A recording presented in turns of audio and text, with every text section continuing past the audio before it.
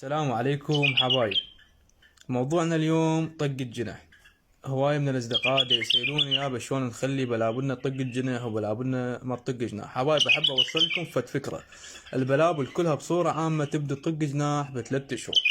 اما البلابل شلون تطق جناح؟ طقة الجنح حبايبي شي غريزي، يعني مو انت تجي اليوم وتعلم البلبل شلون يطق جناح. يطق البلبل جناح بصورة عامة باربع نقط. النقطة الاولى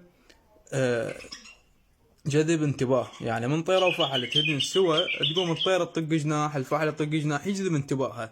النقطة الثانية لما تد مثلا فحل اثنين او نثاية اثنين يقوم يطقن جناح فرض سيطرة. النقطة الثالثة البلابل تطق جناح لما نشوفها صاحبها الصبح يأدل التحية. والنقطة الرابعة يطقن البلاول بيها جناح اللي هي ويا التغريد. فبصورة عامة يا حبايب البلبل اللي صحته جيدة واللي نشط يطق جناحات، مو تجي انت تعلمه تبقى فد نقطة واحدة. مثلا البلابل كلها بصورة عامة الكاملة الصبغ مالتها الكبيرة مجرد ما تخليها قدام المراية تقوم تطق جناح وقسم من عندها يقوم يزوف. وان شاء الله وصلت لكم الفكرة وراح افق لكم بهذا الفيديو طقات الجنح مال البلابل.